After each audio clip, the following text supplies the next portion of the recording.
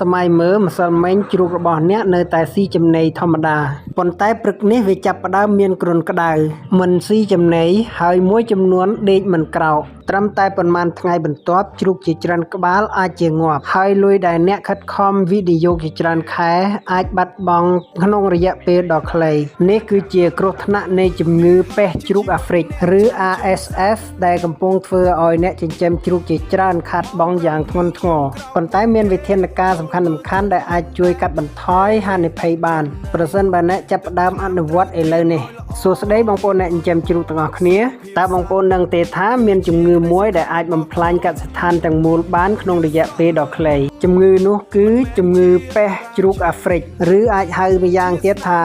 African Swine Fever ជំងឺនេះមិនទាន់មានថ្នាំព្យាបាលឲ្យជាសះស្បើយនៅឡើយទេហើយនៅពេលដែលវាឆ្លងចូលដល់កសិដ្ឋានវាអាចរាលដាលបានយ៉ាងឆាប់រហ័សនិងបង្កឲ្យជ្រូកស្លាប់ជាច្រើនក្បាលដែលនាំឲ្យកសិដ្ឋានអ្នកចិញ្ចឹមសត្វខាត់បង់យ៉ាងធ្ងន់ធ្ងរប៉ុន្តែមានដំណោះស្រាយល្អមួយទោះបីមិនមានថ្នាំព្យាបាលក៏ដោយក៏យើងអាចកាត់បន្ថយហានិភ័យនៃការឆ្លងជំងឺនេះបានតាមរយៈការគ្រប់គ្រងកសិដ្ឋានឲ្យបានត្រឹមត្រូវនៅក្នុងវីដេអូនេះខ្ញុំនឹងចែករំលែកវិធីសំខាន់ៗដែលអ្នកចិញ្ចឹមជ្រូកគួរអនុវត្តទី1 RSF គឺជាអ្វី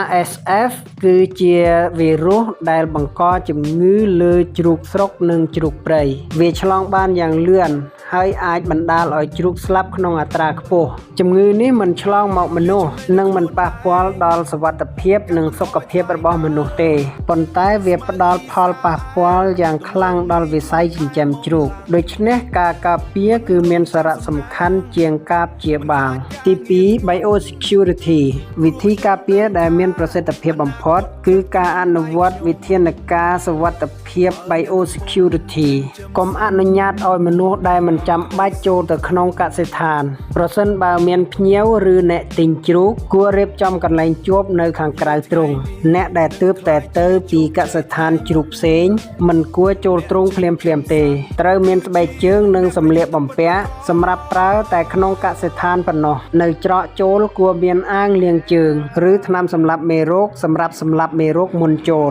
វិធានការងាយៗនេះអាចជួយទប់ស្កាត់មេរោគបានយ៉ាងមានប្រសិទ្ធភាពទី3ការនាំជ្រូកថ្មីចូលកសិដ្ឋានអ្នកចិញ្ចឹមជ្រូកជាច្រើនមានកំហុសដោយទិញជ្រូកថ្មីដាក់ចូលជាមួយហ្វូងជ្រូកចាស់ភ្លាមៗនេះគឺជាហានិភ័យដ៏ធំមួយជ្រូកថ្មីគួរតែដាក់ដាច់ដោយឡែករយៈពេលយ៉ាងហោចណាស់30ថ្ងៃក្នុងអំឡុងពេលនេះត្រូវសង្កេតមើលថាវាមានគ្រុនក្តៅក្អកមិនស៊ីចំណី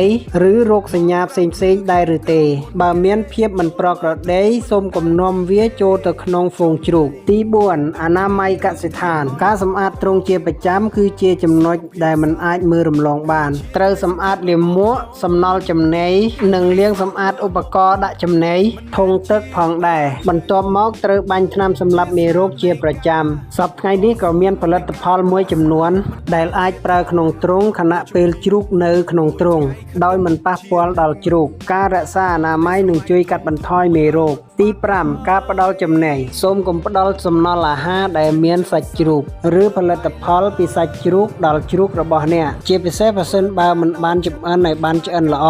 នៅក្នុងប្រទេសជាច្រើនការផ្ទុះជំងឺ RSF ត្រូវបានផ្សារភ្ជាប់ជាមួយនឹងការផ្ដល់សំណល់អាហារបែបនេះចំណីដែលមានគុណភាពនិងប្រភពច្បាស់លាស់គឺមានសុវត្ថិភាពជាងទី6តាមដានរោគសញ្ញាប្រសិនបើជ្រូកមានគ្រុនក្តៅខ្លាំងអស់កម្លាំងមិនស៊ីចំណីស្បែកឡើងក្រហមឬមានជ្រូកស្លាប់ភ្លាមៗជាច្រើនក្បាលសូមកុំសន្និដ្ឋានថាជាជំងឺធម្មតាត្រូវបំបែកជ្រូកឈឺចេញពីហ្វូងភ្លាមៗនិងតាក់ទងពេទ្យសត្វឬមន្ត្រីសុខភាពសត្វនៅក្នុងតំបន់ឲ្យបានឆាប់ការរាយការណ៍បានទាន់ពេលអាចជួយការពារកុំឲ្យជំងឺរាលដាលទៅកសិដ្ឋានផ្សេងៗបើតាមសេចក្តីសន្និដ្ឋានបងប្អូនអ្នកចិញ្ចឹមជ្រូកជាទីគោរពជំងឺ RSF មិនទាន់មានថ្នាំព្យាបាលទេប៉ុន្តែយើងអាចការពារបានដោយការអនុវត្ត Biosecurity ឲ្យបានត្រឹមត្រូវសូមកុំរងចាំរហូតដល់ជំងឺកើតឡើងទើបចាប់ផ្ដើមការពារព្រោះនៅពេលនោះវាយឺតពេលទៅហើយសូមចាប់ផ្ដើមពីការគ្រប់គ្រង